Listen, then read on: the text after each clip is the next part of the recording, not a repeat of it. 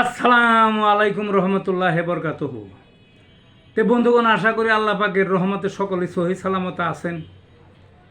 তে কবি Gazi Akkas Ali YouTube channel 017140885009 এর পক্ষ থেকে আপনাদের সকলের প্রতি রইল একান্ত আন্তরিক শুভেচ্ছা ভালোবাসা। তে বন্ধুগণ, এখন আপনাদের সামনে যে বয়ানটা রাখবার চেষ্টা করব, সেই বয়ানটার নাম হলো কৈতুরীর মার ঈদ। কি বয়ানটার নাম? বয়ানটার নাম হলো কৈতুরীর মার ঈদ। বিষয়টাকে আমাদের ওইখানে কৈতুরীর মা নামে একটা মহিলা ছিল, তার কেউ ছিল না, সে একা, বুঝলেন না? কোনো জমি জমা বা বিটা বাড়ি টাড়ি ঘরটর কিচ্ছু নাই।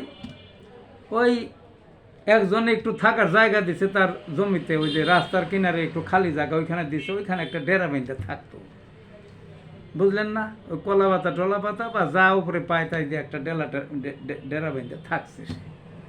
সে খাইব কি হয়, একটু ভিক্ষা টিক্ষা করতো, ঘুরতো, শরীর অচলের মতোই, বেশি হাঁটতেও পারতো না, কিছু ভিক্ষা টিক্ষা মানুষের কাছে চাইতো, আবার কেউ একটু ফাইল ফরমাইশও শুনতো যখন একটু ভালো লাগতো।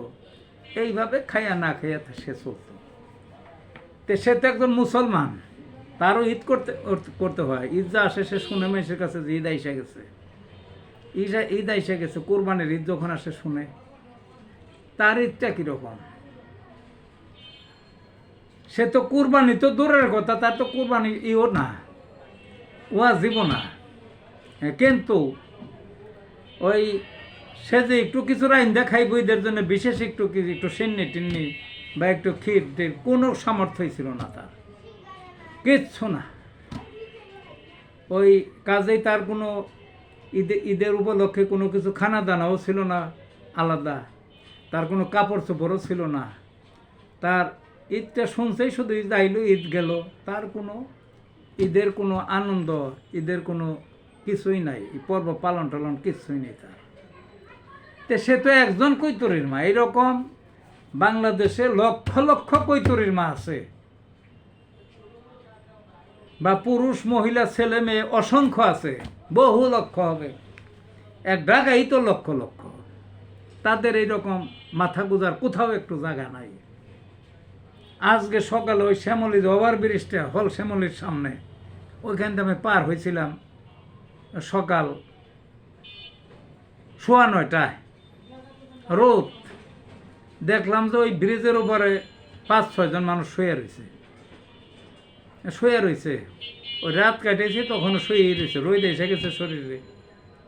এরকম ঢাকার প্রায় ওভার ব্রিজেই থাকে, নিচে থাকে, কোনাকানিতে থাকে, ফুটপাতে থাকে, রেল স্টেশনগুলোর মধ্যে থাকে, তারপরে রেল জংশনগুলোর মধ্যে থাকে, ওই লঞ্চের টার্মিনালে পড়ে থাকে, বাস টার্মিনালে পড়ে থাকে এরকম।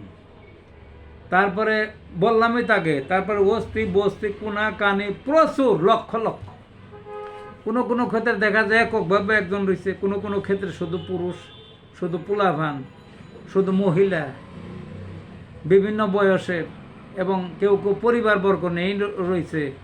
কোনো কোনো জায়গায় দেখা গেছে ওই মহিলাটা রয়েছে ছোটো ছোটো ছেলে ফেলে নেয়া, জামাই কোথায় গেছে খবর নাই, থয়ে গেছে। তেমন অসংখ্য, তাদেরও ঈদ আছে, বুঝলেন না? কিন্তু তারা তো ঈদ করতে পারে না। কিন্তু আমার কথা হলো কল্যাণ রাষ্ট্র কি হবে? কল্যাণ রাষ্ট্রের নিয়ম হইল শুধু রাষ্ট্র মুখে মুখে বললে তো হবে না, প্রত্যেকটা মানুষের সমান চোখে দেখতে হবে। আসে একটা উদাহরণ, আমাদের দ্বিতীয় খলিফা হযরত উমর রাদিয়াল্লাহু আনহু, সবাই জানেন তার গল্প। তিনি বলতেন, ফোরাতের তীরে যদি একটা কুকুরও না খেয়ে মরে, তারপরও তিনি হিসাবটা দেবেন কিভাবে হাসরের মাঠে, তিনি ভয়ে থাকতেন। যার নাকি তিনি বলতেন যে সমস্ত মানুষের শাসক তিনি, তার সাম্রাজ্যের, এবং প্রত্যেকটা জীবজন্তুরও তিনি শাসন। তাই একটা জীবজন্তু যদি না খেয়ে মরে, কিভাবে হিসেব, কি ভয় ছিল, আর মানুষের প্রতি যে কীরকম তার দরদ ছিল, এখন বুঝা দেখেন একটু। যতটুক সম্ভব হাইটা, তখন তারা তো গাড়ি গুড়ি ছিল না, ওই রাত্রে ঘুরে গল্প আছে, তিনি আটা বিতরণ করতেন, খাদ্য বিতরণ করতেন, এগুলা করতেন মানুষ, এইরকমই লোক ছিল। তিনি খাইতেন না তো পেট ভরে, তিনি খাইতেন খুব সামান্য, ওই শুকনা একটু রুটি টুটি এইভাবে সামান্য খাইতেন। সব মানুষ খাইলো কিনা না খাইলো রাষ্ট্রের সেই ভয়েই তিনি খাইতেন না যে হিসাবটা দিবেন কীভাবে। তিনি পোশাক পরিচ্ছদ করতে তালিকাযুক্ত বহু গল্প আছে, এগুলো নতুন করে বলার কিছু নাই। তিনি শাসক ছিলেন আমাদের শাসক।